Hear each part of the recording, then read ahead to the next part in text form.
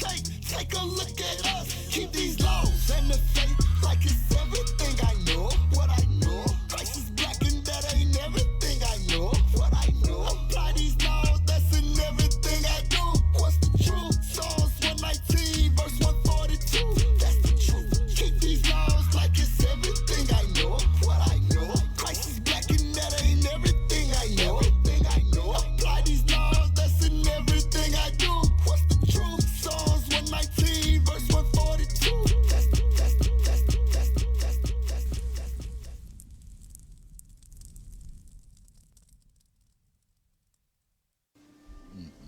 I'm trying to tell you, after these 80 days is up, you can need a whole wheelchair. That's right.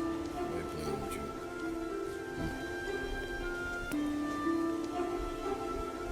Uh-oh. Hold up. Damn. Hold on, girl.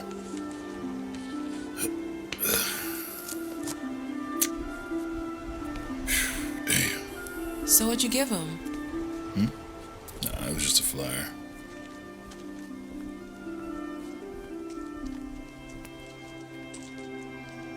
Dear Oklahoma, it's Captain OC. As you may have heard, the lot has fell in Orlando for Passover. Your assistance will be needed. I reached out to Riverdale and they dropped the ball. Dallas has sent me content and I don't know what the hell that was. Please send help ASAP. Y'all what's up? Leave me alone, Palu. Y'all what's up? Y'all what's up? I'm still not talking to you. Look. Palu. We're back.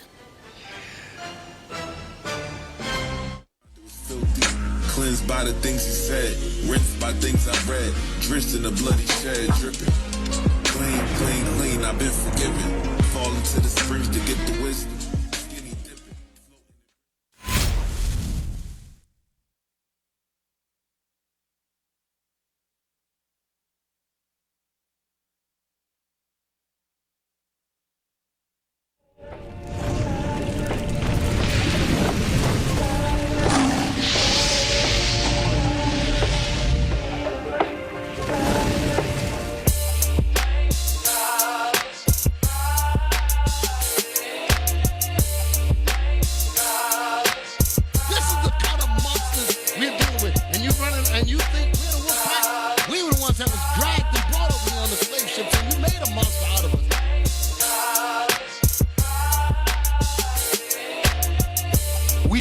You rolling with. Either you rolling with the spirit of Satan and who's waiting for the lake of fire, or you're gonna roll with the spirit of Christ.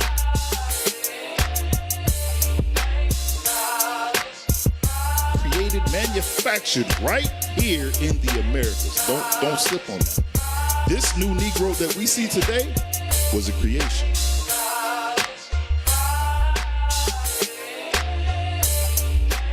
Around worrying about your breath when you know death and destruction is everywhere, nigga, you gonna die.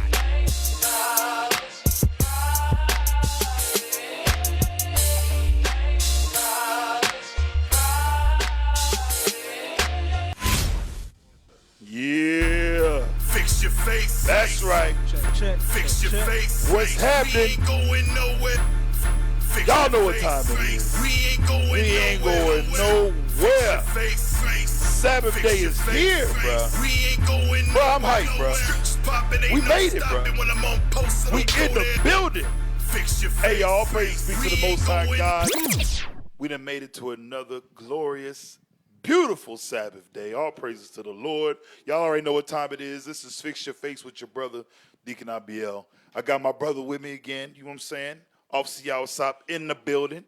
We also got Officer Yaakov in the building. Shalom, Israel. Shreveport. What's happening, bro? Most High in Christ. Glad to have you back, man. Glad to have you back. Y'all know I got my brother in the house, Officer Iuic, posted up. Hey, shalom, Israel. Yeah. I got a new reader tonight, y'all. That's right. Soldier Malchiah in the building, bro. He been hold it down for us. Lemuel, he say he got a runny nose. Something wrong with him. He say he itching behind his ears. I don't know what's going on. Y'all pray for the brother. All right, look out for the brother. All right, check this out, man. We're going to do a continuation from last week's class, all right? Before we get to that, though, I want to read Isaiah 58. Y'all seen that commercial? Did y'all see the commercial? Listen, man, we got skills out here in the okey doke, man. That's right. We're back. Oklahoma, you know, we got to pick up the torch. You know what I'm saying? Others was attempting to, you know what I'm saying, do the commercials and stuff for the feast days, which they did a great job. But, you know, here in the okey doke, we just got so much talent. Yawasop is a real actor, y'all. For real, bro. Huh? He's a natural, Deacon. He's a natural, bro. He's a natural. Somebody said he reminded them of that man. Forrest Whitaker.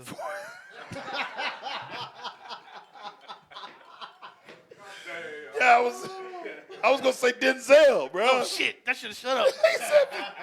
Well, no, it was Forrest Whitaker. I was crying. Y'all understand me? I was crying.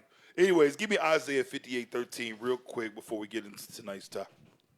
This is the book of Isaiah, chapter 58 and verse 13. Read. If thou turn away thy foot from the Sabbath, from doing thy pleasure on my holy day, and call the Sabbath a delight. A what? A delight. Brothers and sisters, we supposed to call the Sabbath a delight. You're supposed to be in the spirit on the Lord's day.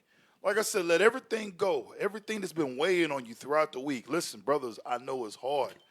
Me being a man myself, having to deal with all of the wiles of the devil that's getting thrown at you. It's hard. Come to Sabbath day, let it go. Let that weight that does beset you, let it go. Let it off you, all right? Take a deep breath. Sisters, same thing. Take a deep breath. We done made it, all right? For this day, from sundown to sundown, listen, you ain't got to worry about being oppressed. You ain't got to worry about them coming at you or looking at you funny or the way that they treating you at the job. Right. You ain't got to worry about it today. Today is the Lord's day, all right? Read that again. If thou turn away thy foot from the Sabbath, from doing thy pleasure on my holy day, read, and call the Sabbath a delight. Come on. The holy of the Lord, honorable, and shall honor him, not doing thine own ways. Not doing thy own ways, what you want to do, read. Nor finding thine own pleasure. Come on. Nor speaking thine own word. Read. Then shalt That's for all you forward folks that want to say things other than what the Bible says. Oh, well, it's a Sabbath, so, you know, we technically Jesus did away and we ain't got it. Shut up. Don't speak your own words. Let's do what God said to do. What's so wrong with me saying, you know what, forget all of the other nonsense. Forget all that other stuff they talking. I'm just going to keep it biblical. I don't want to take no chances. Yeah, I hear your breakdown, Pastor. But you know what? I'm going to play it safe and do it like God said do it. Right. Read on. Then shalt thou delight thyself in the Lord. Then what? Then shalt thou delight thyself in the Lord. Come on. And I will cause thee to ride upon the high places of the earth, and feed thee with the heritage of Jacob with thy the heritage father. of who? Of Jacob thy father. Y'all realize the Sabbath day, this is a sign between us and the Lord that we are the children of God. This is a sign between us. This is a covenant between us and the Most High. So, hey, listen, forget the foolishness. Forget what you went through. Today, it's okay. All praises to the Lord. All right, let's get into tonight's topic, y'all. Y'all already know. It's part 2. You know what I'm saying? We went in last week on your boy Esau, on your friendly neighborhood white man, and we back again this week. You know what? What did I tell you to get first? Because we left off with Romans, the 9th chapter. Because your boy, everybody's frantic trying to figure out, man, how can we stop the Israelites? Right. Listen, we got some new content. When did this come out? March 10th? Listen, they're still trying to figure out how they're going to stop this glorious movement called prophecy. How they going to stop the word of God? It's impossible. But watch this, y'all. Check this out. Just so you can see how they're still conspiring. They're still coming together. They're still having these crafty councils. We're going to touch on that tonight. Go ahead.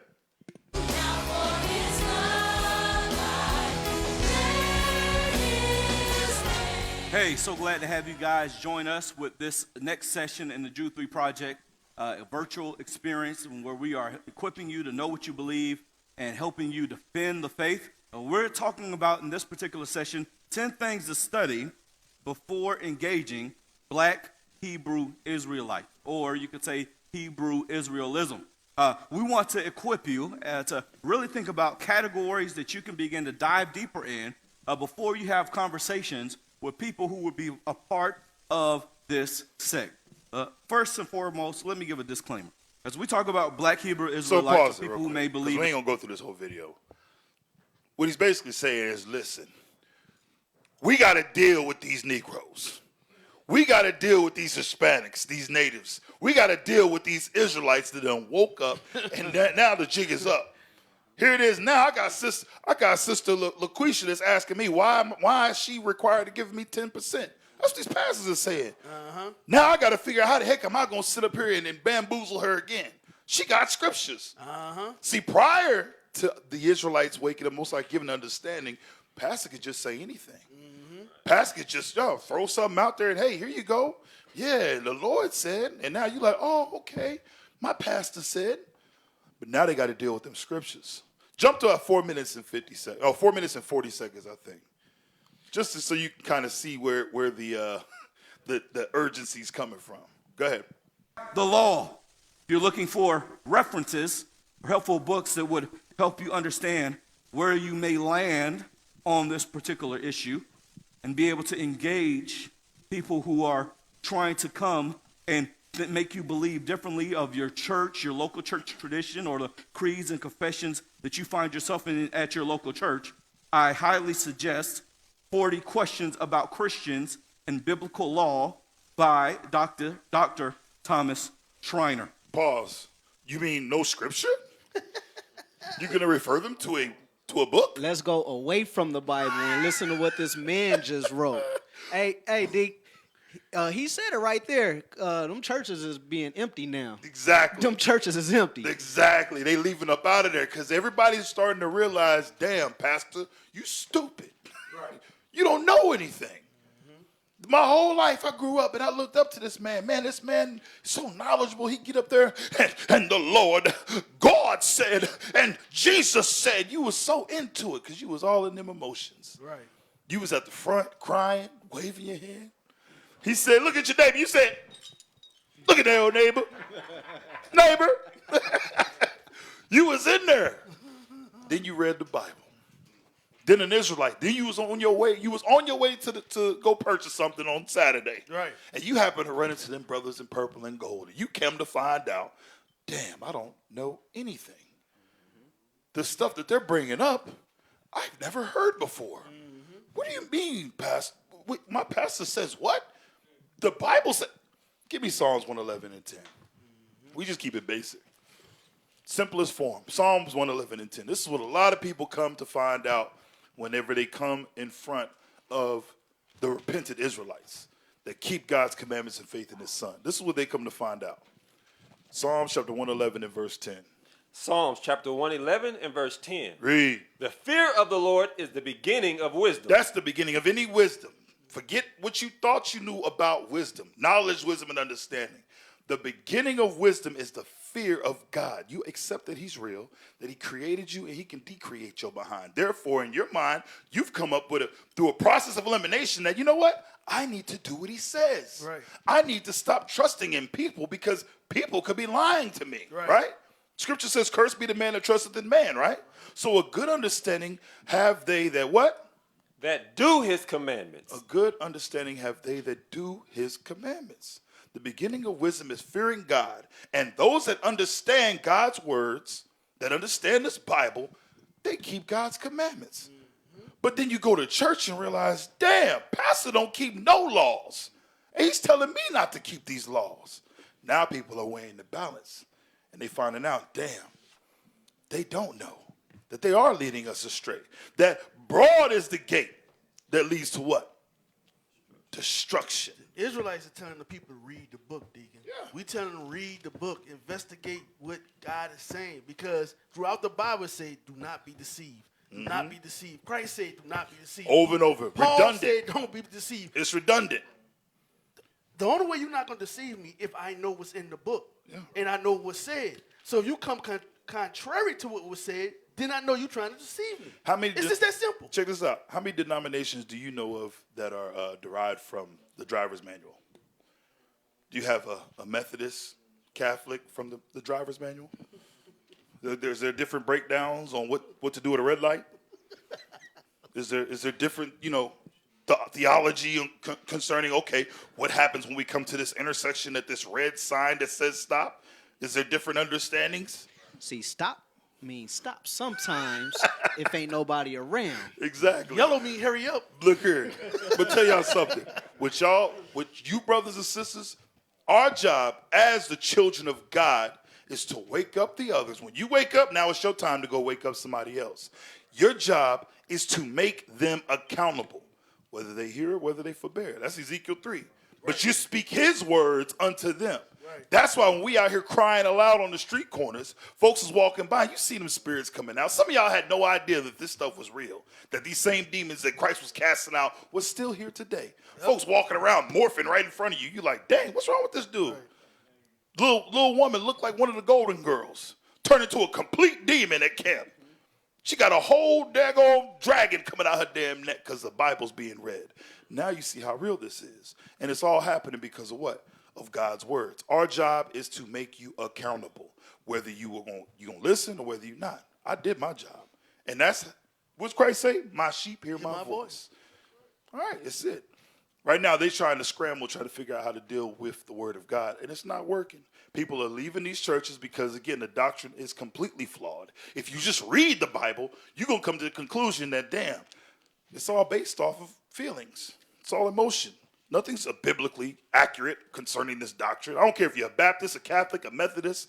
Give me some more. Seventh-day Adventist, whatever. Non-denomination, which is a denomination. Denomination. I never got that. I'm like, that's a denomination. Pentecostals. And you know what's funny is that the non-denominations people, the non-denominational, they are like Pentecostals. Right. They in that thing. Y'all see that video I posted, bro? They got tongues training on Clubhouse. She said you can see what happens when you open your mouth. Y'all look, y'all almost sent y'all that video. You didn't see it. She said you got to open your mouth, and it just comes out, it pours out. Y'all asses is crazy. Hey, back home, they grab your stomach and shake it. Come on, man. They try to shake the spirit out you? No, they shake the tongues in you. Shake the tongues in you? They grab your stomach and shake. They did that to you, bro? Start speaking. Did they do that to you, y'all saw? It didn't work, though. Yeah. It didn't work. Y'all was already speaking in tongues. So they was trying to get you to speak, but you didn't do it. You just fought it. That's all they did was they just rumbled up some gas. Hey, man, I believed in that stuff, man. I was believing. They was looking for all the fat brothers. Give me. I wasn't fed at that time. Oh, okay, I wasn't fed okay. at that time. All right, give me the next thing. In the story, Esau's a damn devil, okay? He's dispatched his damn demons out here to try to confound and try to get over on those that believe, but guess what? It ain't going to work, right? They scared. They scared. This is all out of fear. They know. But read that real quick. We read it last week, right? Revelations 12? Yeah. I think we read it last week.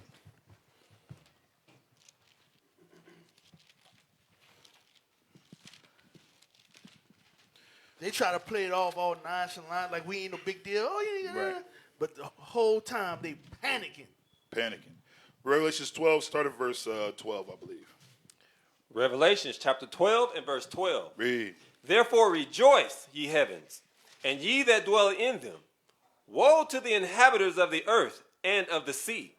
For the devil is come down unto you, having great wrath, because he knoweth that he hath but a short time. That's it. This is why they're afraid. They know they have but a short time. Give me this next article. Watch this. Give me this article. 8 reasons why white people fear black people. Yeah, this is real, bro. Watch this. This was written, this is the Atlanta Black Star, by the way. This is fake. No, go scroll it down. Watch this. Right there. Yeah, start at black male predator narrative. Black male predator narrative. Since the days of slavery, the propagation of the myth of the predatory black man has been used to instill fear in whites and to justify their brutality and violence against black individuals. So basically they're saying that the black male predator narrative has been used to basically make white folks feel okay about them abusing and using violence against us. It's almost like, here it is, you teach your child that, oh, these people are evil, they're evil, they're evil. So whenever they kill one of them, they don't feel bad about it. Mm-hmm. They're detached from them. They don't view them as being human or people or like them. This is still happening today. Go ahead. Against black individuals, communities, and continents. The narrative has been passed down from one generation to the next and is still used to underwrite injustice against black people. Scroll down. Keep going. So that's one reason. Revenge. Go ahead. Revenge. The enslavement of Africans resulted in a plethora of uprisings, from the Haitian Rebellion to Nat Turner's Rebellion.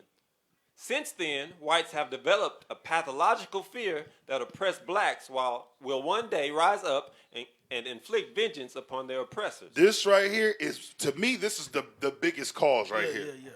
They feel as though what they did is going to come back to haunt them. Mm-hmm. They feel as though, dang, all this stuff that we did to them, because they, think about it, if it was them and the other, they was wearing another shoe, they would do it.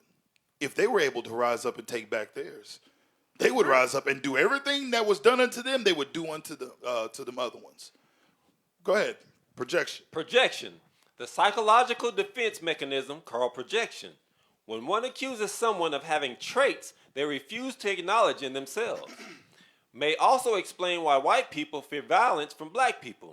Instead of acknowledging the past and present forms of violence black people have suffered at the hands of whites, it is projected onto the victims themselves. They are projecting their demonic ways, the things that they've done, onto us to try to keep it off of them. So now their conscience is clear. Like, oh well, no, we're not the bad guys in this situation.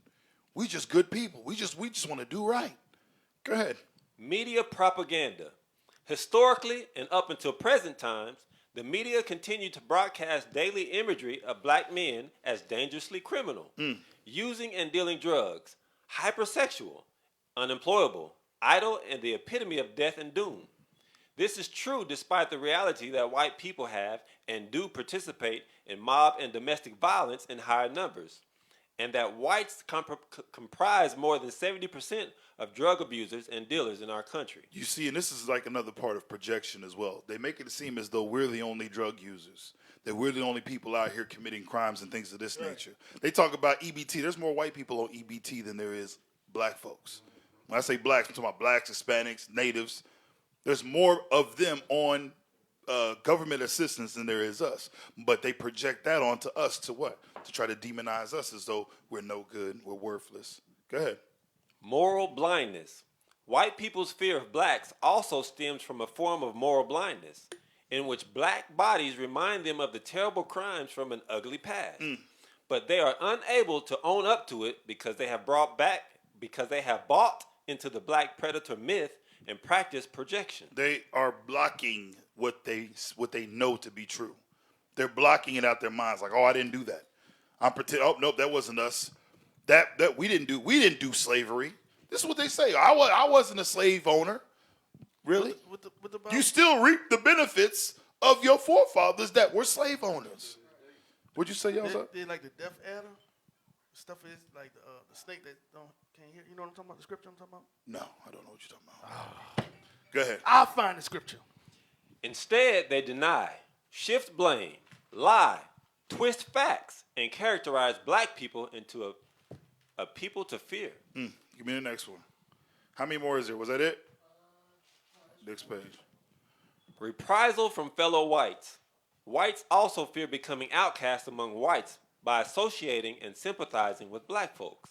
Why? Because of what's popular, meaning how the society, white society moves. If they feel or try to sympathize or empathize with us, now all of a sudden they feel like an outcast because naturally they're supposed to be against us. Go ahead. Genetic annihilation. Dr. Francis Cress Welsing, author of the ISIS Papers, argues that because whiteness is genetically recessive, some whites fear that integration and miscegenation will result in the annihilation of the white race. Therefore, they established a global system of white supremacy and its subsystems of racism and segregation to prevent it. So what we're seeing, now drop that, what we're seeing is white folks are afraid to deal with the things that they did. They are afraid to deal with all the evil that they not only project on us to this day, but they themselves have partook in and have been the beneficiaries of. All right? Watch this. Here's a little history lesson on how white folks been moving. Some of y'all have seen this. If y'all watched some old Fix Your Face classes, I played this a while back. Watch this. Now it's time for a brief history of the United States of America. Hi, boys and girls, ready to get started? Once upon a time, there were these people in Europe called pilgrims, and they were afraid of being persecuted. So they all got in a boat and sailed to the New World where they wouldn't have to be scared ever again. Oh, I'm so relaxed. I feel so much safer. But as soon as they arrived, they were greeted by savages, and they got scared all over again. Savages! So they killed them all. Now, you'd think wiping out a race of people would calm them down, but no. Instead, they started getting frightened of each other. Witch! So they burned witches. In 1775, they started killing the British so they could be free. And it worked, but they still didn't feel safe. So they passed a Second Amendment which said every white man could keep his gun. I loves my gun. Loves my gun. Which brings us to the genius idea of slavery. You see, boys and girls, the white people back then were also afraid of doing any work. So they went to Africa, kidnapped thousands of black people, brought them back to America, and forced them to work very hard for no money. And I don't mean no money like I work at Walmart and make no money. I mean $0. Nothing. Not a zip. Doing it that way made the USA the richest country in the world. So did having all that money and free help calm the white people down? No way. They got even more afraid. That's because after 200 years of slavery, the black people now outnumbered the white people in many parts of the South. Well, you can pretty much guess what came next. The slaves started rebelling. There were uprisings, and old master's heads got chopped off. And when white people heard of this, they were freaking out and going, I want to live. Don't kill me, big black man. Well, just in the nick of time came Samuel Colt, who in 1836 invented the first weapon ever that could be fired over and over without having to reload. And all the Southern whites were like, yeehaw! But it was too late. The North soon won the Civil War and the slaves were freed. Yep, they were free now to go chop all the old masters' heads off. And everybody was like, oh no, we're gonna die. But the freed slaves took no revenge. They just wanted to live in peace. But you couldn't convince the white people of this. So they formed the Ku Klux Klan. And in 1871, the same year the Klan became an illegal terrorist organization, another group was founded, the National Rifle Association. Soon politicians passed one of the first gun laws, making it illegal for any black person to own one. It was a great year for America, the KKK and the NRA. Of course, they had nothing to do with each other, and this was just a coincidence. One group legally promoted responsible gun ownership, and the other group shot and lynched black people. And that's the way it was all the way to 1955, when a black woman broke the law by refusing to move to the back of the bus. White people just couldn't believe it. Huh? Well, I won't say no. What's going on? Man, all hell broke loose. Black people everywhere started demanding their rights, and white people had a major freaky feel meltdown, and they were all like, run away! Run away! And they did. They all ran fleeing to the suburbs where it was all white and safe and clean. And they went out and bought 250 million guns and put locks on the doors, alarms in the houses, and gates around the neighborhoods. And finally, they were all safe and secure and snug as a bug.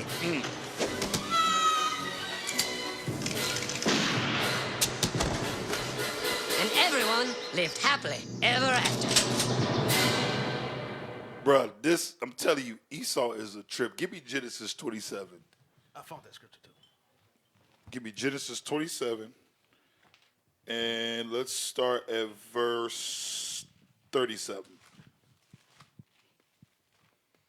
The book of Genesis, chapter 27 and verse 37. What we don't realize, what we see to this day, we are dealing with a trait that Esau naturally possesses.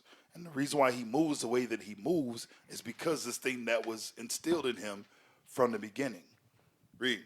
And Isaac answered and said unto Esau, Behold, I have made him thy Lord, and all his brethren have I given to him for servants. So we're going back. This is back when, after Jacob and Esau was born, this was now Isaac giving the blessing to his sons. Y'all remember what happened where Esau was supposed to get it because, yeah, he had the birthright. All right, but guess what? The Lord has something different in store. So here we got our forefather Jacob went and got it. He went and got the blessing, right? So now Esau's coming like, yo, what's going on?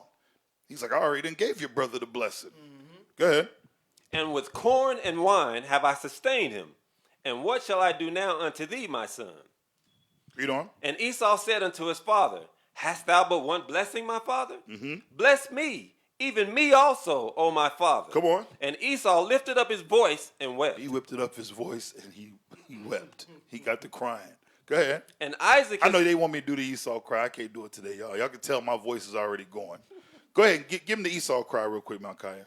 Oh, my father.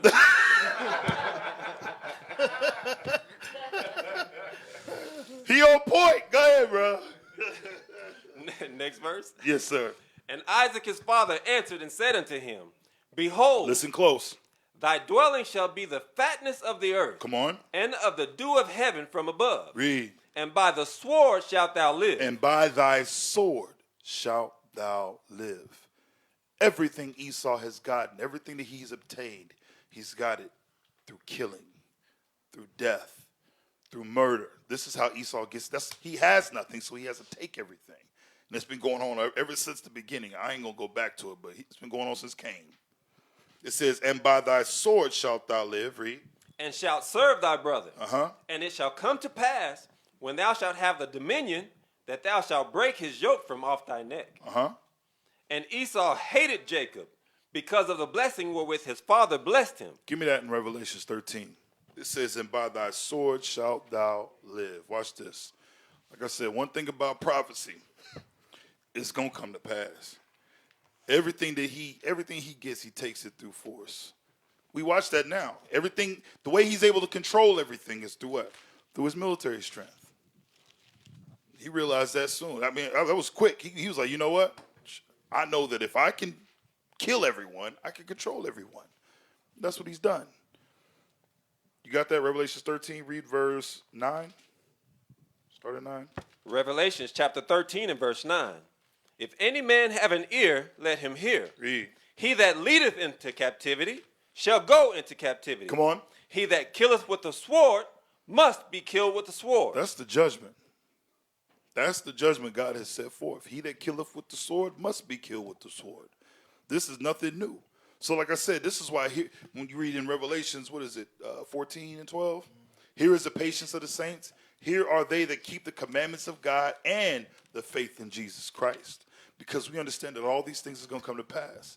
That's why they try to demonize us, speaking of the Israelites, when we are the most nonviolent organization. We are not going to take up arms and go try to take back the kingdom.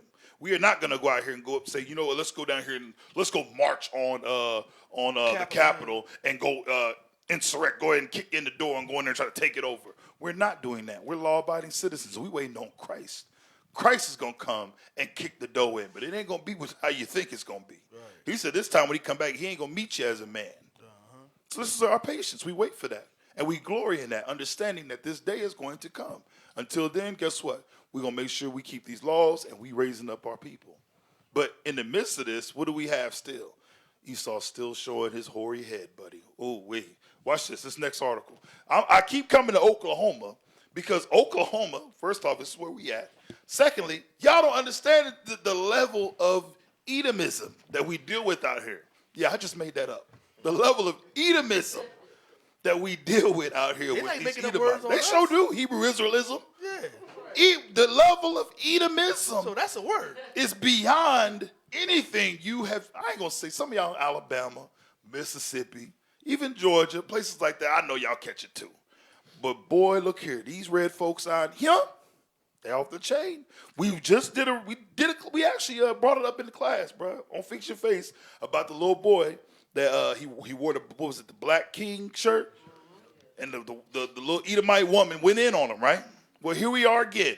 Now that was Edmond. Now here we are again. Let's go to Norman, Oklahoma. Watch this. Racial slur. Announcer calls kneeling high school basketball girls N-word. Do we have the video? Yeah, let's play the video. I want y'all to hear the video, then we're going to go back to the article. You can't make this up. You got time. Don't worry. Just make it big. You can play it from here if that's the problem. We just want to hear it.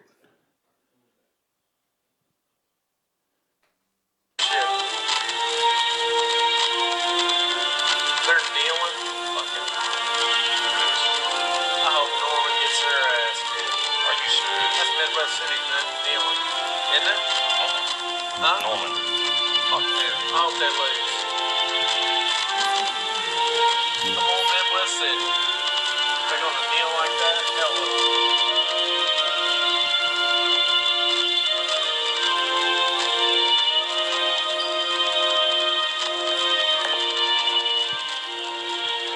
They even salute the flag? Some of them are. said, fucking niggers. That's it. Y'all heard him. He said, they even saluting the flag. Effing niggers. He said it. Listen, when I say he said it, like he says it every day. Every day. He's an announcer. These are the professional people that you think you work with. These are the professional people that you think that, you know what, he's, you know what, that guy, Bob, he's pretty swell. He's nice. He likes me. He's not racist. Bob just said them effing niggers. And you know what's messed up about it? This shows you how ignorant they is. That was Norman that was kneeling. Not Midwest City, where they had some black players. Norman, you seen most of them chicks was white. Right. They were kneeling. Because they was playing, I guess you say a predominantly black team, maybe. Mm-hmm. I don't know why they thought to kneel. Like they were trying to show respect. I don't know. But he called them niggers. Because what's been going on in the city. Exactly, because he has all these pent-up thoughts and feelings about, if you kneel, you're disrespecting the flag and all this stuff is happening versus the people that go and kick in the door at the White House. Are they niggers? No? Oh, that was patriotism, huh? They were freaking red-blooded Americans. They went in there because they were proud of their country. Fighting for their They were fighting for their rights. Trump really won. Look here, man. Esau's the damn devil the Bible speaks of. Yes, sir. Watch this. So read this. Trigger warning. The contents of this article contain graphic details and audio of a racial slur. Apparently, there's no rest for the racists. A network announcer called members of Norman High girls basketball team niggers during a game against Midwest City Thursday night. And he said it so, I'm talking about, he articulated every syllable. Effing niggers. Like, this is something he says every day when you're driving down the street. And you hear that, let's say you might have been looking down or something, and the light turned green, that beep, you need to translate to that, nigger! Because that's what they saying. When you sitting there, you could be in Walmart. And here it is, you done came around the corner. You know when you be walking in the store, and you come to like walk out, and you don't necessarily see somebody coming, and they coming fast. It's like, oh! You can translate that. Nigger! Right. It's every day. That's what they think of you. Now maybe, maybe not everybody. You know what, Deacon Abiel, you're being too, you're putting the blanket all over the nation. They're not all like that. Okay, cool. But they definitely put that on us. Mm-hmm. They definitely put those, what do they call them, stereotypes on us like it's all of us. So what am I supposed to think?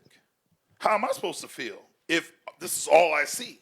And I'm going to tell you, someone will say, well, they only put this stuff in the media because that's what they're trying to portray. It's not really like that. You ask me, this is the little bit that they can catch. Someone just so happened, he's just so happened not to turn his mic off. How many niggers has it been since he's been being a freaking sportscaster? How many other sportscasters get to talking mess whenever the microphone's off? How many times have we seen these news reporters? I'm talking about these public figures. Same thing, say the same stuff. We just got to, remember a couple of years back, nappy-headed hoes? Yeah. I don't know if he said nappy-headed hoes, but I know he said nappy-headed something. He said nappy-headed hoes? He said nappy-headed hoes. Look, somebody's supposed to get their butt whooped. He said nappy-headed hoes. Straight up. But you know what? Like I said, this is me projecting the things that they do on them. See, I'm not going to let you slide. I'm not going to let you get it off like, oh, you're going to dodge it. Like, no, that ain't us. No, this is what your nation does. Just like I deal with what my nation does. When we come over here, we talk about, damn, look at our people. Yeah, I deal with that. So you're going to have to wear this. Go ahead. Going even beyond Don Imus's infamous nappy-headed hose comment. It is nappy-headed hose. Go ahead. The announcer, who is contracted with the National Federation of High School Network, grew furious when black players and others on the diverse Norman High School girls basketball team chose to kneel during the national anthem. Go ahead. By Friday morning, an NHS coach had shared the clip of the racial slur on Twitter, garnering nearly 10,000 views within an hour. Norman Public School Superintendent Dr. Nick Migliorino released a statement Friday morning condemning the racist comments. We condemn and will not tolerate the disgusting words and attitudes of these announcers. This type of hate speech has no place in our society, and we are outraged that it would be directed at any human being, and particularly at our students. Now, you see how here comes a statement. They got to hurry up and put that out. The person writing the statement is in full agreement with you being a nigger. Right. Hey. Nigger. You see how he said it? Yeah. The way he said it, there's no way the guy next to him didn't say, "Hey, Bob, what did you just say?" Mm-hmm. Nobody was in the crowd was outraged. Well, the crowd couldn't hear him. Okay. The crowd couldn't hear him. Hey, but Deke, you see they didn't put his name on there. They didn't put what church he go to on there. Damn. They didn't do none of that. They just made the statement. He the one that probably made the statement. Damn. So the stadium. He's probably a pastor. Right. Pastor Bobby Jenkins of the New Methodist Holy White World Ministries called the whole Norman team naggers. Right. This is crazy, bro. Go ahead, bro. Dr. Migliorino committed to fully support... Hey, I'm sorry. We got to commend this brother on his... Listen, the enunciation skills is impeccable, brother. I got to commend you because I'm going to tell you right now, some brothers would have paused. Hey, hold on. You went right through that thing, bro. I was practicing it while you were talking. I would have just said doctor. Dr. Eminem. Go ahead. Dr. Migliorino committed to fully supporting the black students especially. He also called for NPS to rely only on its long-standing community partner, Sports Talk Media. Norman Mayer responds to racism. Norman Mayer, Bria Clark, was even more direct about the racial slur. She released a statement on Facebook. It called for an end to OSSAA's partnership with the National Federation of High School Network. I am livid and absolutely disgusted about the racist and hateful comments directed towards the young women on the Norman High School basketball team by a game announcer, she said on Facebook. You know, she got to come off like she's just so freaking pissed. Like, I am livid. I am so upset that this man said this. Watch this. Drop this real quick. What was the next thing I had? I want to show y'all something. Yeah. Watch this. See, some of y'all don't understand when we be talking about Oklahoma.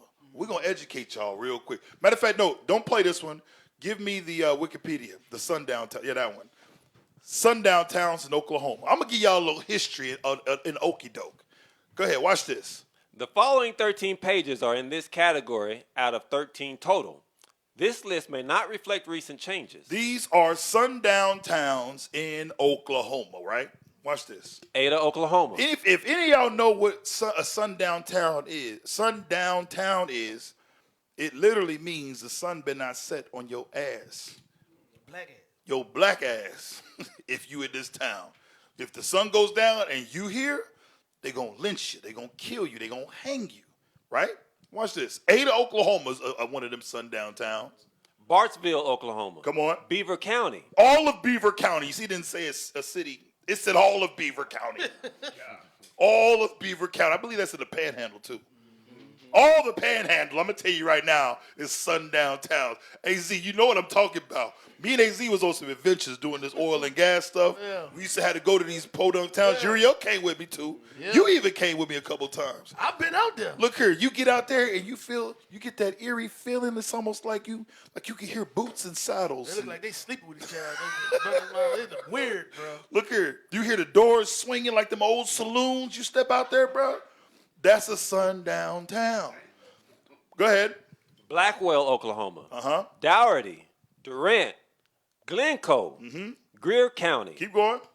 Henrietta, Holdenville, Marlow. Go ahead. Norman, Oklahoma. We showed a clip, was it last week or the week before, about there'll never be a nigger that's eight. Y'all remember that? Yeah. That was from OU. That's Norman, Oklahoma. Norman is a sundown town. Drop this. Now give me that article. Y'all look at this, bro. This is stuff, like I said, man, look here. I hope y'all praying for us out here because guess what? We don't give a damn about the wiles of Esau that he out here doing. We're going to teach this word. We're going to preach this gospel. There ain't a damn thing anybody going to do about it. Watch this. No, I want the video. Yeah, blow that up. Last month, check this out, y'all. Joined every other station in Oklahoma City, as well as the radio stations and the newspaper. It's a promise to bring you stories that promote an honest and civil dialogue on race. So tonight, we focus on part of our state's history, but it's something many would like to forget. We're talking about segregation and racism that persisted well after the end of the Civil War. That racism came in the form of sundown towns. Maybe you've heard of them, and they existed right here in Oklahoma. Tonight, Sarah Stewart on the disturbing history lesson you may not have learned in school.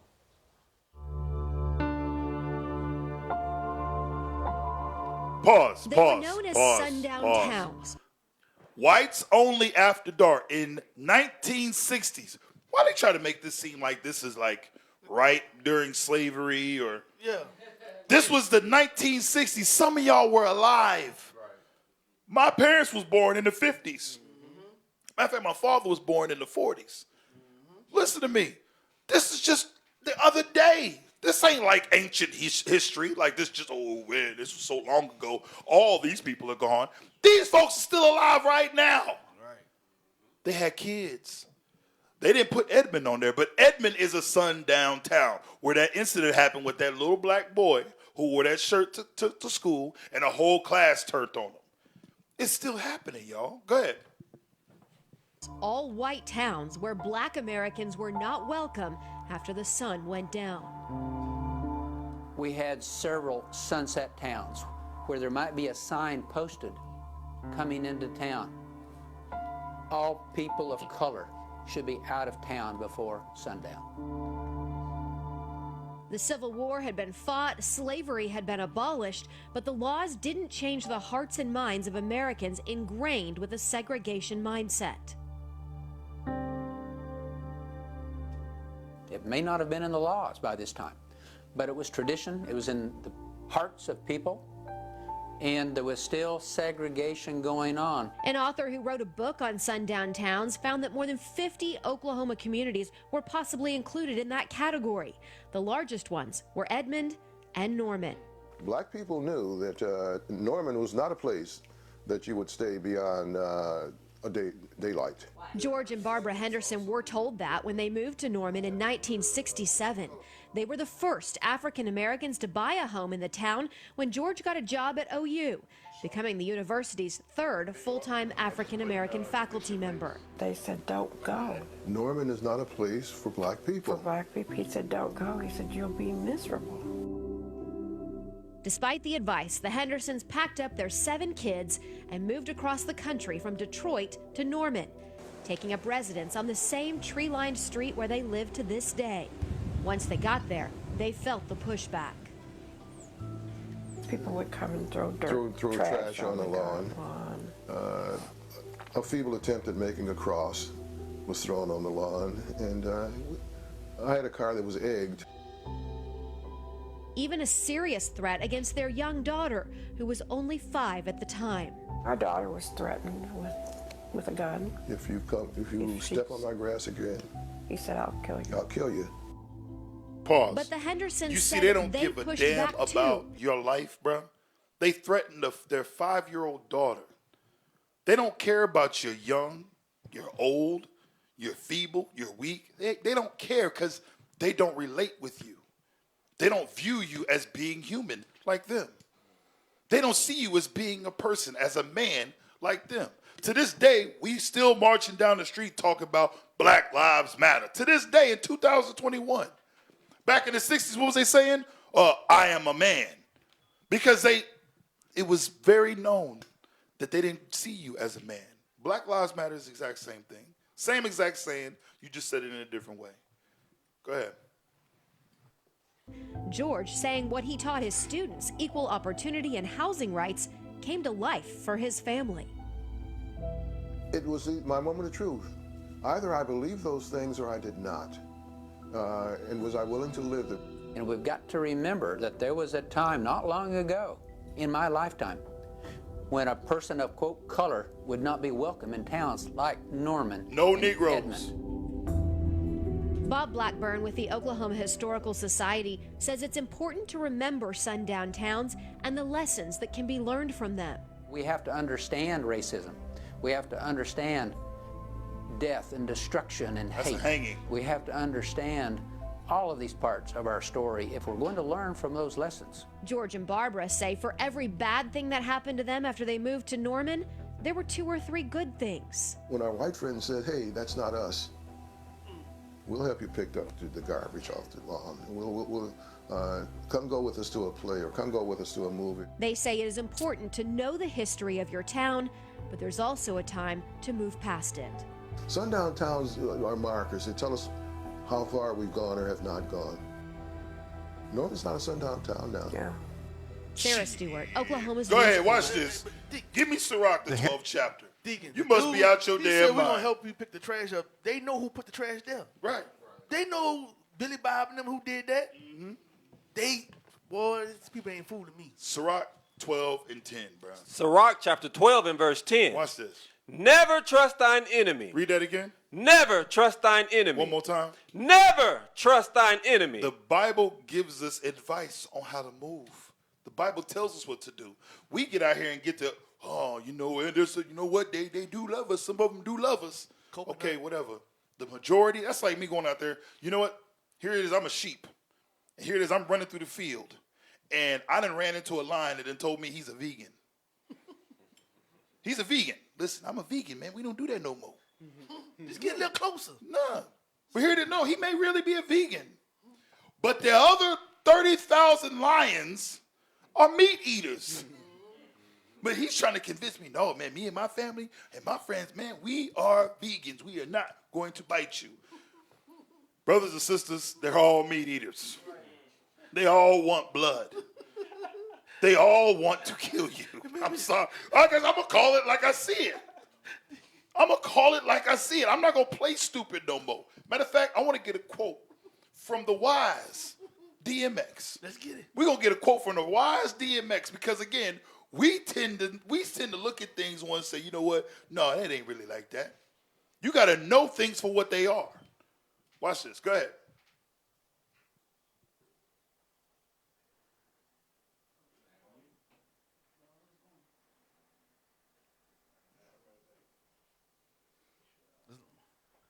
Like that shark in there you go.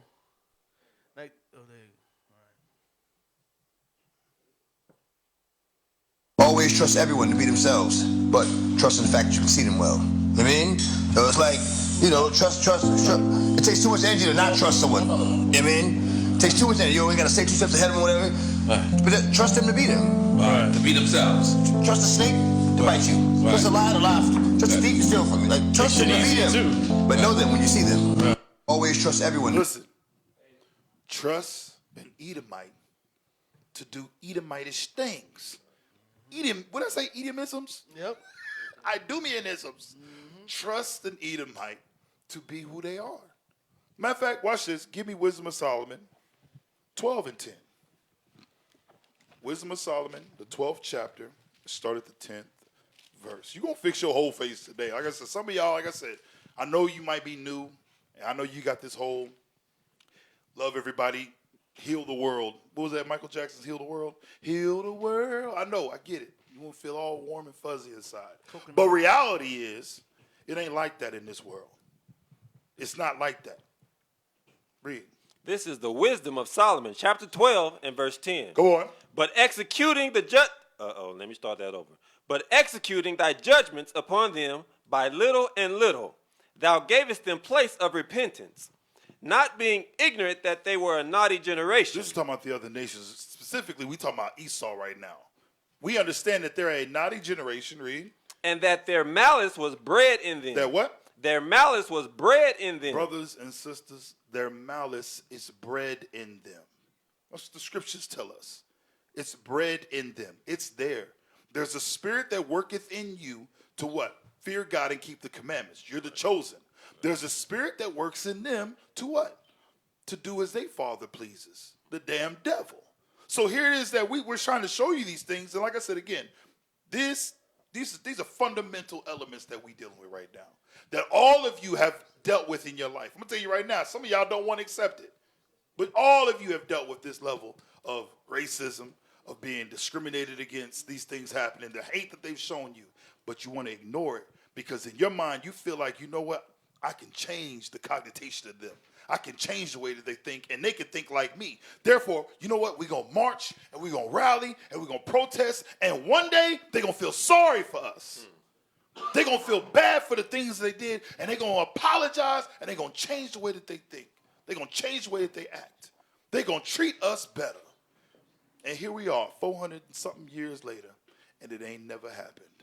When are we going to realize this is insanity of us trying to, here it is, we trying to get a different solution by applying the same application. We're trying to get different results by doing the exact same thing over and over and over. Something happened to us. Okay, we got to march. We got to cry. We got to protest. We got to try to, let's get some petitions going. That ain't work. The one thing that we ain't tried has been in our face the whole time. Right. The one thing that we won't submit to has been here the whole time. The solution. Keep God's commandments and live. When we going to figure this out? When we going to come to the conclusion? All right, drop that. Where we at? Yeah, this next article. We'll get some more on Norman real quick before we get, yeah. Matter of fact, there's a video for this one too. Go ahead and play this video. Another news station kind of did a similar report, but I want to show y'all how they covered it. Everybody heard of Route 66, right? Yep. Going on Route 66. Watch this. Damn, we got a commercial? Say something, y'all. Something. Something else going right now. Oh, boy. Hey, Deacon, I bring out a comment. Like, when me and my brother was younger, we would go to our grandparents' house, and my grandmother was an Edomite.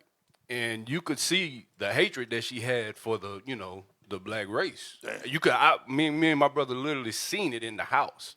I was gonna say that the women are some of the worst ones pushing that stuff up. Oh, yeah. They the worst ones. That's who's training the kids up. Yes. Like I said, we wonder why it's still here. How is it still here? Because they teach their children. The scripture says, as the mother is, so is the daughter. You got that? Go ahead. This was a scary time in this country for people who looked like me. If I happened to be living during this time and was out in one of those towns after sundown, I could have been beaten, chased out of town, or even worse, lynched just because of the color of my skin. But this building was a safe haven for black people, not only in Oklahoma, but across the U.S. Route 66. A historic highway traveled by hundreds of thousands of Americans during the mid-20th century, holding a special place in our nation's history. 66 was the traveling route from East Coast to West Coast. But for black Americans, traveling down this road came with a risk. There were cities and towns along the way known as sundown towns that were off limits to black people after a certain time. They could go to those places, they could shop, they could work, but they had to be out before the sun went down. In essence, it was a message that we don't want you living here. Dr. George Henderson is one of the first African-American professors at the University of Oklahoma and a civil rights activist. He says there were a few sundown towns in Oklahoma in the 1900s, including Norman, Edmond, and even some areas surrounding Tulsa. In some towns, they said, fill out the rest of the rest of the letters. Don't let the sun catch you down here. In those places, back in the day, we could buy groceries or we could buy something to drink or smoke, but we could not use the restrooms that were for white people only. But he says one place along Route 66 black travelers could go without fearing for their lives was the Threet service station near Luther, Oklahoma. And this was just like, almost just like heaven on earth. It's still there, by the way. A whole loss to the race of white, black, Latinos. Anyone was traveling in 66 in the 50s, 40s, even in the 30s. Reverend Allen Threet III says his grandfather built the Threet service station in 1915, and by word of mouth, this was the place people knew they could stop and rest safely during their travels. Was a modern day 7-Eleven. They could stop, get bread, water, and even the neighbors around this service station. But 3 miles away, 4 miles away, when they couldn't go to certain towns and buy groceries. They could get gas, fuel up, flat tires, can be fixed, amen, they can come in and sit down, get a beer, drink a pop, and get a hot dog, hamburger. Pause. Y'all heard what he said, right? That people feel comfortable. Y'all heard what he said? He said, drink a what? Drink a pop. It's called pop, brothers and sisters. Pop. Go ahead. This was a place that people feel comfortable. He says from black movie stars to black athletes, everyone traveling from east to west on Route 66 came through this service station. People knew that here at this service station, they had a purpose. And the purpose was to take care of the visitors, to make them happy. The service station closed decades ago, but Alan and his cousin Edward Threet are working to restore and preserve this historic landmark, which was placed on the National Register of Historic Places in 1995. We want also for this to be a destination, okay? As people travel up and down Highway 66, we expect that at some point we will be able to sell souvenirs that represent Highway 66, souvenirs that represent. All right, check this out. So we ain't got to go through the whole thing. Here's the point, y'all. We live in a society, and like I said, even now, and I know all my brothers that drive trucks in here is going to feel what I'm about to say. These same sundown towns are still here. Yep. You experience it all the time, driving after dark especially. You know you don't want to get pulled over in this area. You ain't trying. You know if they see you, they're going to stop you. Just if they can see what you look like. You might stop at the gas station. I'm talking about on multiple occasions. I done been traveling across the country because I used to had to go back and forth from when I was, back in the day in the military. I had to go to California, driving that way, even going to Florida. I would stop and a cop would be at the gas station and he'd see me pull off in there and he'd wait for me to leave just so he could pull me over. I remember driving one time, and I was in Texas. I'm going to tell you right now, you don't want to drive through Texas. Texas that's a sundown state, okay? I'm driving through Texas, and I'm on the highway. There's a cop. Me and this cop lock eyes. He's on the service road. I'm on the highway. He's on the service road getting ready to turn. And as he was getting ready to turn, he kind of looked, and my windows was down. I'm riding because it was hot. AC wasn't working. Y'all know how it was back in the day. Anyhow, I'm riding, me and him look at each other, and I do like this, and I keep looking forward, and I keep driving. This cop abandoned him turning. I think he was going to turn into a gas station. And he's flying down the service road. And I see this, I'm like, this dude's coming to get me.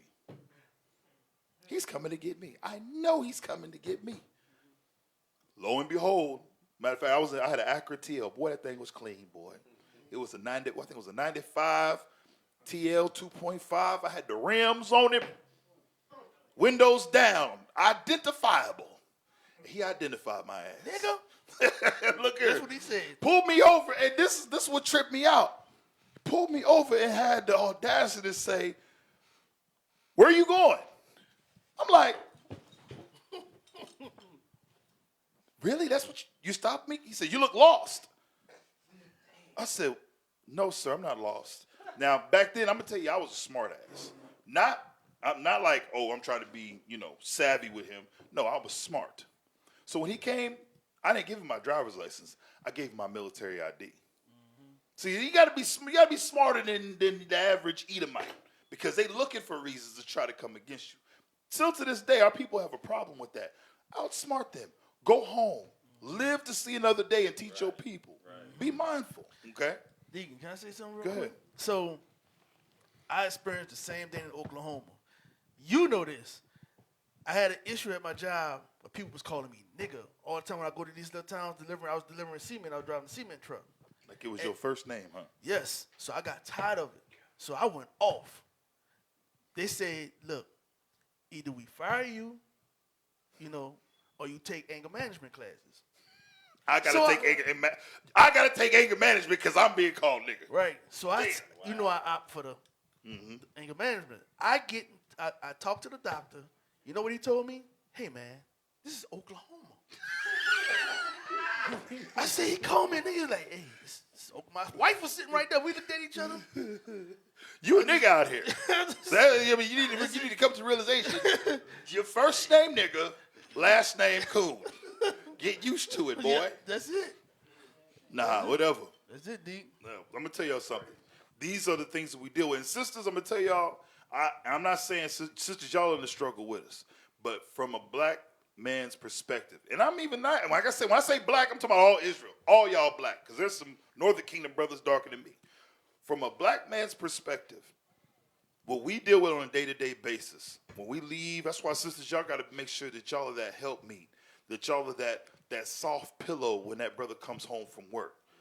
That you're that comfort, that you're that pillar of rest when he comes in from being out there, because there's so much that's put on that man. There's so much that he deals with. All right, drop that. What we got next? Oh, yeah, Uriel, you up? This is our security, bro. Oh, it's my turn. We still dealing with Norman, bro. We on me now? We on you now. I got another article dealing with racism in the face, bro. Watch this. Give me this article, man. Hiker warns others after dangerous incident at Lake Thunderbird State Park. Read the date. Posted October 14th, 2016. All right, so real quick, bring the camera back on me real quick. So I'm going to give a little short story of what we about to read. Now, we didn't tell everybody about this because, everything is, some things you ain't got to put out there like that, right? But it's been some time now. What is this, 5 years now? It's been some time. So it's okay for us to now deal with it. You know what I mean? Bring it out. Bring it out. Oh. Listen, y'all, this was Feast of Tabernacles 2016. And guess where we was at, y'all? See, some of y'all gonna be like, damn, Deacon, you had us right in the middle of a sundown town. Now everything's coming to y'all's mind like, damn, that's why them white folks was rolled up on boats with Confederate flags, waving that stuff. Man, we felt so safe. Now we understand why this was happening. Look here, y'all, I'm sorry. Look, we was straight. When I say we was straight, we was straight. First off, we had Uriel, head of security. This man did not sleep during Tabernacles. Y'all see what time it was. Right. Bring it out. Nam Tabernacles. Look here, I'm telling y'all, these folks out here crazy. We was out there at Tabernacles, like I said, folks was pissed off because, here at IUIC, we do things big, okay?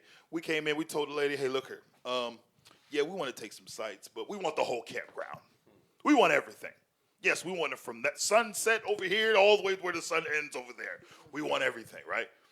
Well, they gave it to us because Esau don't care about nothing but the money.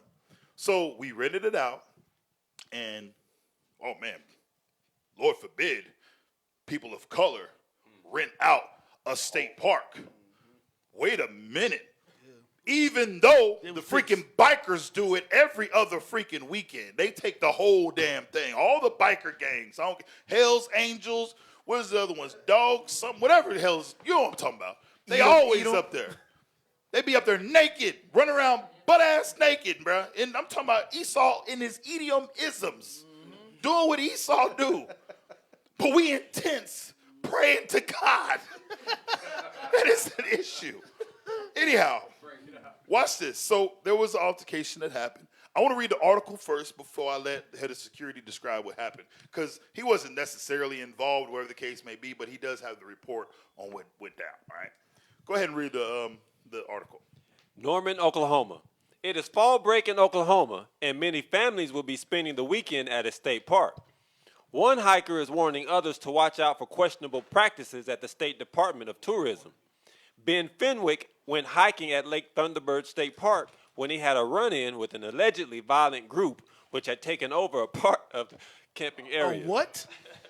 A violent group? Violent. Fenwick lives We had Bibles. We had whole Bibles, y'all. Sisters in dresses. Sisters in dresses. We had children out there, but we violent? Go ahead. Fenwick lives nearby and drives over to hike regularly. But a few weeks ago, he tried to drive into the park when a man with a homemade roadblock tried to restrict all public access. It was the park's roadblock that they told us that we are able to, because we have order, okay? You couldn't just drive in there. If you didn't register for Tabernacles, people showing up, listen, we had to know who was going to be in there. We make sure we take care of our folks, right? So we had structure. Same thing with turning people away who were trying to come to the park. We let them know politely, no, we've rented out the park over the weekend. The park's closed, right? Go ahead. I thought. Oh, Lord, don't tell that to a pompous Edomite.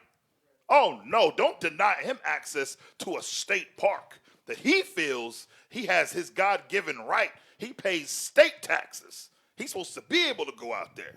Evidently, you're not. Go ahead. I thought, who is this guy? Why is he stopping me? That ain't what he thought. He said, this nigger. Who is this nigger? Who is this?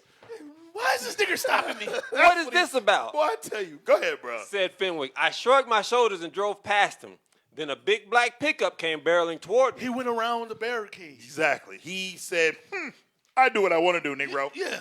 And he went around the security. He literally, matter of fact, he almost ran a brother over. Yes. He almost ran a brother, forcing his way in there. Hold on, Uriel, you gonna get your time, bro. We're gonna get his side of the story for right now. His line side of the story. Go ahead. The truck blocked the road in front of me. Then I looked over and this guy drew his bow and arrow. And he pointed it at me. At that point, I thought, I'm getting out of here. How primitive. we go. They have bows and arrows. They have sticks and stones. Slingshots. Someone pointed a sharp stick at me that he drew from the woods. Go ahead, bro. Fenwick says the group called themselves. That is the whitest name you can have. Fenwick. Go ahead. I'm sorry. Hey, if anybody out there named Fenwick, change your name quick. Change it. Go ahead. Fenwick says the group called themselves 12 Tribes, which is recognized by the Southern Poverty Law Center as a separatist hate group. They had to put that in there. No, listen. I'm gonna tell you something. He seen a person that had a shirt that said 12 Tribes on it. Now Southern Poverty Law Center says, yeah, that's a hate group. Who's called 12 Tribes? Who? Sarah, you know a camp? 12 Tribes camp? No, sir. You know of a 12? I've never seen a 12 Tribes camp. Anything that might relate or correlate with Israel. Them's a hate group. They hate everyone. Go ahead, bro. According to the Oklahoma Department of Tourism and Recreation, the group rented out the entire South Campground. Fix your face. Damn right we did. Go ahead. When Fenwick spotted the loaded bow and arrow... It's getting stupider and stupider. It was cocked back.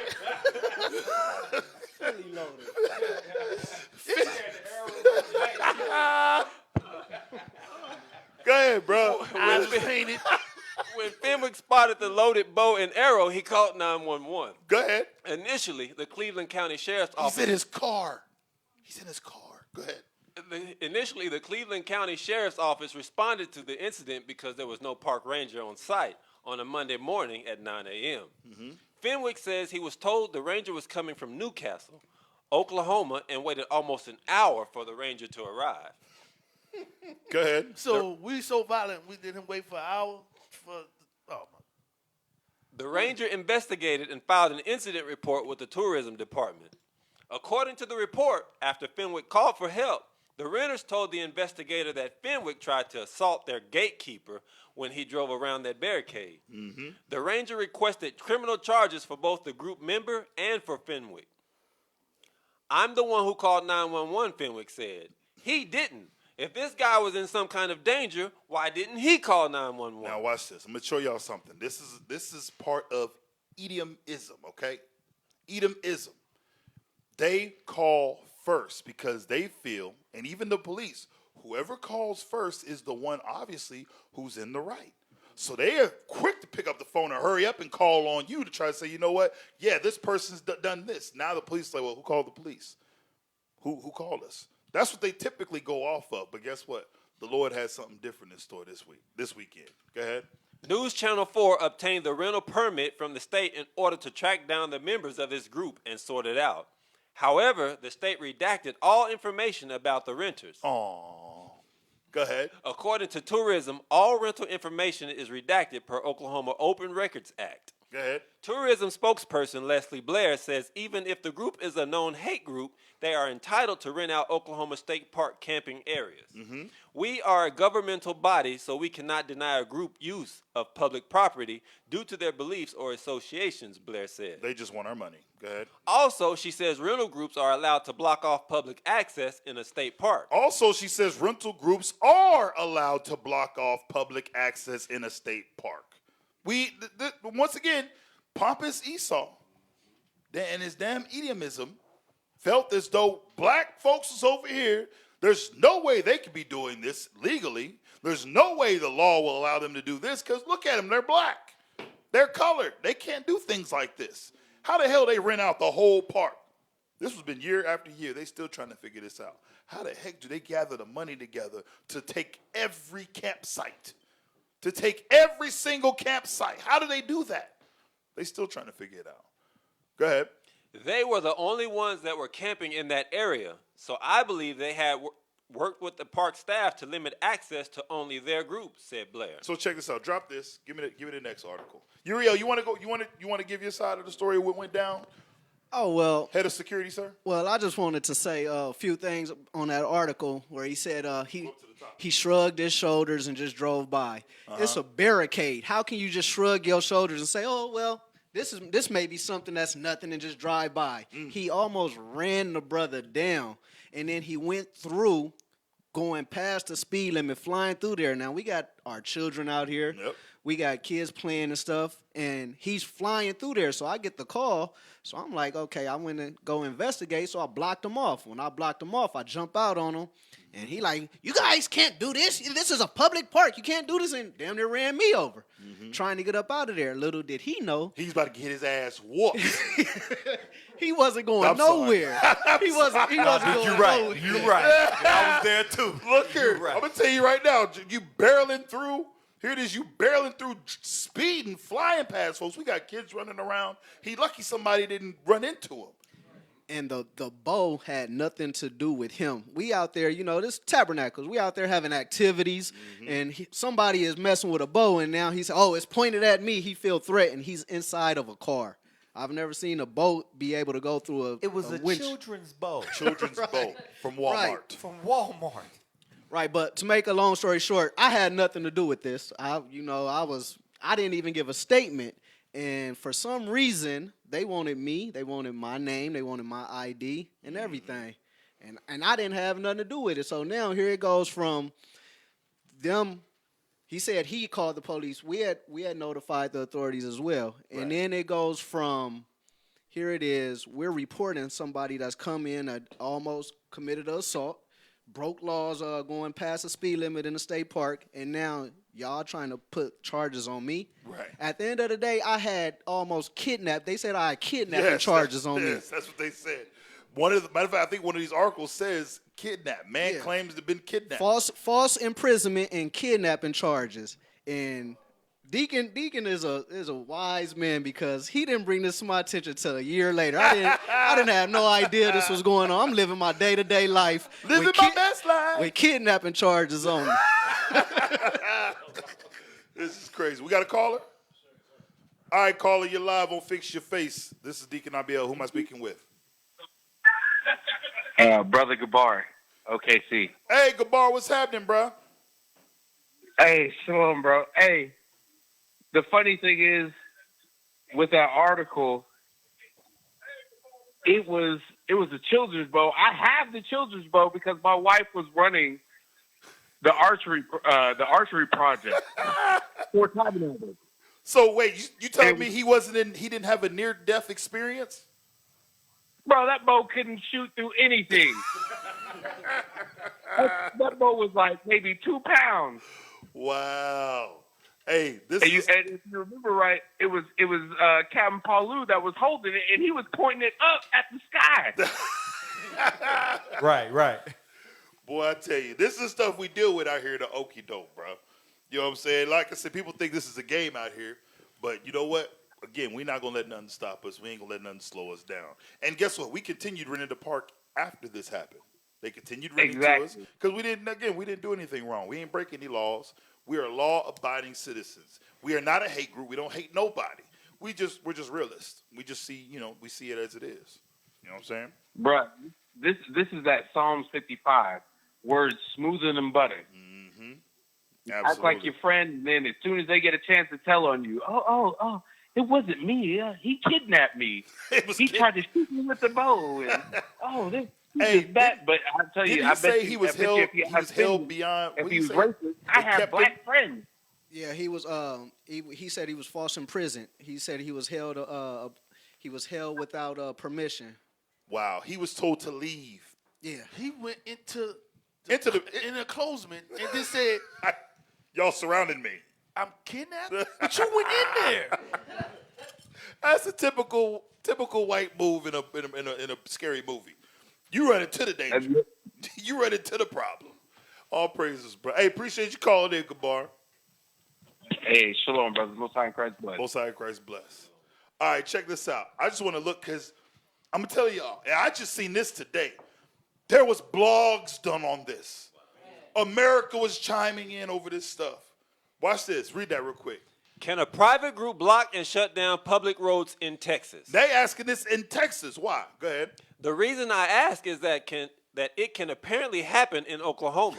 They are so mad about this. I wonder if they can do it in Texas too.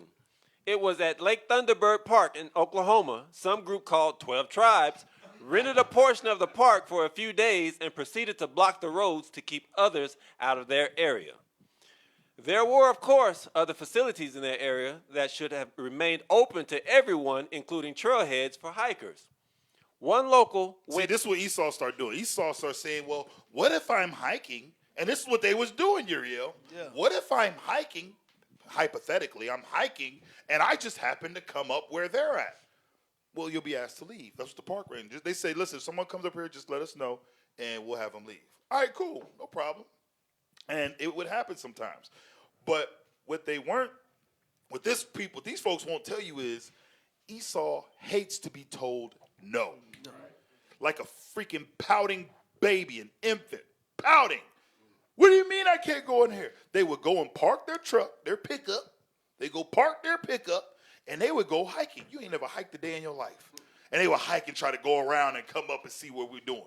Esau nosy as hell. We same park. Esau trying to get real close because now this year we were in a separate area where we were surrounded by water. So the only way to get to us is to drive or you got to get a boat. Well, guess what? Esau got a boat. Yep. They nosy asses got a boat. Yep. And was trying to get so close. And this is how, I'm telling you how petty Esau is. He'd bring his family and purposely come up there where we at and try to get out over on the banks and let their kids play in the water. That's what they was doing. You got this whole big ass lake, but you could go and do this at, but you want to come over here.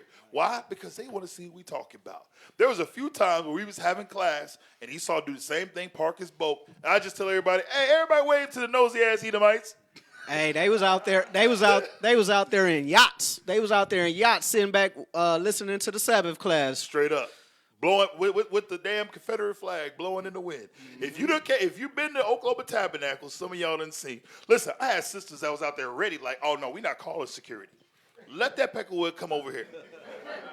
Serious as hell. I got something for her. She's put her damn chair right there in the sand on the bank. Let him bring his ass over here. I got something for him. Sis was on one. We was like, sis, nah, it's good. We got security. We go let the authorities know. We go do it the right way. Regardless, it's that pompousness that it's bred in them. They don't want to be told no. They want to take everything. And when you tell them no, they want to force their way. Hell, he's blessed with the sword. That's what he's used to. That's what he does. He damn near killed the brother trying to barge his way in there. And mind you, this is what they're not telling you. That Ben Fenwick guy is a reporter. He was the one that wrote the article about what happened. And then he shopped it to the, KFOR, all the different news stations. Ben Fenwick is a reporter who purposely came out there because we were out there previous years. They heard about us up there at Lake Eufaula. They heard about us up there at, what was the other lake? Romanos. They all hear about us. So now they hear that, oh, we up here at Norman. Now he up here, he want to investigate. He wants to be nosy. What are they doing? What are they talking about? Sit your nosy ass down somewhere. We're reading the Bible. It's that simple. All right, so drop this. I think there's one more article, but I ain't gonna do it. Even look, that's some of y'all remember that. Now that's not us, so to speak, but that is the area that we were in. But you see how you could get close to the bank right there with the boats. Esau was trying to be slick and put his boat over there and try to have his kids jump out and play music and drink beers and stuff. Playing that, I'm talking about that old loud country music, that honky tonk music, boy. Because he mad. We just turned the music up. We just blast him out. Get up out of here. All right, drop that. We ain't got to go through that. What's the next article we got?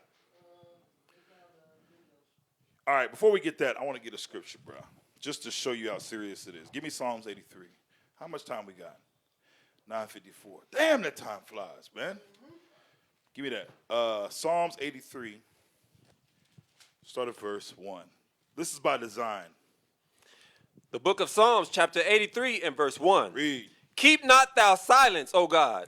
Hold not thy peace, and be not still, O God. Read. For lo, thine enemies make a tumult. Thine enemies make a tumult. God has enemies, which are the nations, those that he didn't choose. They mad, they pissed. Still, it's bred in them. Just like the reason why you're where you're at right now, because that inner desire to say, you know what, I want to do what's right. I want to actually do what God said to do. Everybody don't got that, y'all. Everybody, why is it that the other nations won't keep the commandments? You ever notice that you won't find them, they say, listen, we're going to keep the Sabbath day, we're not going to buy, we ain't going to sell, we're going to believe on Christ, we're going to wear fringes. Why is it you don't ever find the full package like you find right here? Because it's not in them to do it. Scripture says he showeth his word unto Jacob, his statutes and his judgments unto Israel. He have not dealt so with any nation. So the other nations can't even pretend. There's a reason why you have that burning inside to do what God said to do, because it's in you. Many of y'all might be confused on whether or not you Israel. You might not know who your daddy is. The evidence of who you are is your desire to do what God said to do and actually do it. The other nations can't. He said he showed his word unto Jacob, his statutes and his judgments unto Israel. He have not dealt so with any other nation. They pissed. Read that again. Keep not thou silence, O God. Hold not thy peace, and be not still, O God. Read. He's asking God to rise up against his enemies. Come on. For lo, thine enemies make a tumult. Read. And they that hate thee. They that what? They that hate thee. Read. Have lifted up the head. They become prideful. This is that pompousness y'all are seeing right now to this day. And it ain't just Esau. It's other nations too, which we're going to touch on that. Go ahead. They have taken crafty counsel against thy people. They have what? They have taken crafty counsel against thy people. I want y'all to remember that crafty counsel. They've taken crafty counsel against God's people. Read. And consulted against thy hidden ones. The Israelites. Come on. They have said, come, and let us cut them off from being a nation. Read. That the name of Israel may be no more in remembrance. To the end that we would forget who we are. This is why we're at where we're at now. We don't know we're the Israelites because the crafty counsel that was taken. The nations have been conspiring. Read on. I want to get to who was doing it. For they have consulted together with one consent. They are confederate against thee. Read. The tabernacles of Edom. Verse number 1 on the hit list. Edom. And the Ishmaelites. Ishmael. Of Moab. Moab. And the Hagarenes. Hagarenes, come on. Gebal. Read. And Ammon. And Ammon, go ahead. And Amalek. And the Philistines with the inhabitants of Tyre. These nations have come together in a crafty council. The Arabs, the Africans, so-called white men, the Japanese, and the Chinese then came together to figure out how to come against you. Let's get some history real quick. Give me Judith. I want Judith, the 5th chapter. We got a little bit to read right here, so let me know if you want me to take over if you got it. I want Judith, the 5th chapter, and we're going to start at the 1st verse. Let's get some history. Judith, chapter 5 and verse 1. Come on. Then was it declared to Holofernes, come on, the chief captain of the army of Assur. He was the chief captain of Nebuchadnezzar's army. Come on. That the children of Israel had prepared for war, and had shut up the passages of the hill country, and had fortified all the tops of the high hills, and had laid impediments in the Champagne countries. So this information got back to Holofernes, right? Go ahead. Holofernes, okay. Wherewith he was very angry, and called all the princes of Moab, and the captains of Ammon, and all the governors of the sea coast. He called the princes of Moab and the captains of Ammon, these nations that were working with them. Go ahead. And he said unto them, tell me now, ye sons of Canaan, who this people is, that dwelleth in the hill country, and what are the cities that they inhabit, and what is the multitude of their army? So he went to Moab and Ammon for threat assessment. He wanted information on the Israelites. He wanted to know the history. Who are these people? Come on. And wherein is their power and strength? Where is their power and their strength lie? Come on. And what king is set over them, or captain of their army? Read. And why have they determined not to come and meet me? more than all the inhabitants of the west. And why they ain't coming up? Go ahead. Then said Achior, the captain of all the sons of Ammon, come on. let my Lord now hear a word from the mouth of thy servant, and I will declare unto thee the truth concerning this people, Come on. which dwelleth near thee. So he said, listen, come close. I'm going to let you know about these people. They study you, brothers and sisters. Don't think that they're not watching. Matter of fact, they're watching right now. Hello. They on class right now, trying to figure out, damn, how do they keep growing? Talking crap. How the hell are they still, how are they organizing? What are they doing? How do they know these things? Go ahead. And inhabiteth the hill countries, and there shall no lie come out of the mouth of thy servant. Come on. This people are descended of the Chaldeans. Descendant of the Chaldeans, go ahead. And they sojourned heretofore in Mesopotamia, because they would not follow the gods of their fathers, which were in the land of Chaldea. Go ahead. This is going back during past Abraham's time. This will actually lead you up to why these things were happening. This will bring you back to, it's almost like Deuteronomy 28 all over again. What you're going to see, go back and read on this history. Read. For they left the way of their ancestors and worshiped the God of heaven, the God whom they knew. So they cast him out from the face of their gods, and they fled into Mesopotamia and sojourned there many days. That goes back to, like, remember Romans 9 where it says in death reign, not Romans 9, but in Romans where it says death reigned from Adam to Moses? Right. We'll touch on that on a later date, but go ahead. Then their God commanded them to depart from the place where they sojourned, and to go into the land of Canaan, where they dwelt, and were increased with gold and silver, and with very much cattle. Go ahead. But when a famine covered all the land of Canaan, they went down into Egypt. This is talking about our history. They went down into Egypt, read. And sojourned there, while they were nourished, and became there a great multitude, so that one could not number their nation. We became a nation in Egypt. Go ahead. Therefore the king of Egypt rose up against them, and dealt subtly with them, and brought them low with laboring in brick, and made them slaves. Notice how detailed Ammon is. He's very detailed in knowing our history and what happened to us, right? Why is that? Why is your history so important? Why is it that your identity is so important? Why is it that, you know, it's not an issue if you call yourself Egyptian, if you call yourself Muslim. It's not a problem. But the moment you say you're Israel, all of a sudden the earth quakes. Right. Why is that? Go ahead. Then they cried unto their God, and he smote all the land of Egypt with incurable plagues. So the Egyptians cast them out of their sight. Go ahead. And God dried the Red Sea before them, and brought them to Mount Sinai, and Kadesh Barnea, and cast forth all that dwelt in the wilderness. Read. We're going all the way down to 21, bro, so we've got a lot. So they dwelt in the land of the Amorites, and they destroyed by their strength all them of Esabon, and passing over Jordan, they possessed all the hill country. Come on. And they cast forth before them the Canaanites, the Perizzites, the Jebusites, and the Sychemite, and all the Girgasites, and they dwelt in that country many days. That was the command. We was told to destroy those nations, right? Go ahead. And whilst they sinned not before their God, they prospered. And while they sinned not before their God, they prospered. Notice that, bro. Come on. Because the God that hateth iniquity was with them. The God that hated iniquity is with them. Why? Because we wasn't sinning. We was doing what we supposed to do. Go ahead. But when they departed from the way which he appointed them, they were destroyed in many battles very sore, and were led captives into a land that was not theirs. Damn, go ahead. And the temple of their God was cast to the ground, and their cities were taken by the enemies. Come on. But now are they returned to their God, and are come up from the places where they were scattered, and have possessed Jerusalem, where their sanctuary is, and are seated in the hill country, for it was desolate. Read. Now therefore, my Lord and Governor. Now therefore, my Lord and Governor, talking to Holofernes, go ahead. If there be any error in this people, and they sin against their God, let us consider that this shall be their ruin. Let us consider that this is going to be their ruin. Moab and Ammon and the rest of the nations know that if we don't keep God's laws, he won't fight for us. If we sin against the Most High, God will not stand with us. So what do they got to make us do? Sin. This is why your pastor is still teaching that nonsense. This is why your ministers are still out here with that bull, because they've been taught by a slave master. Listen, you ain't got to keep the laws. Laws are done away with. Matter of fact, you're not even an Israelite. You're not a Jew. Those don't even pertain to you. Just love. Love. This is the number one motive against us, is to get us to sin. Y'all don't see this? Read on.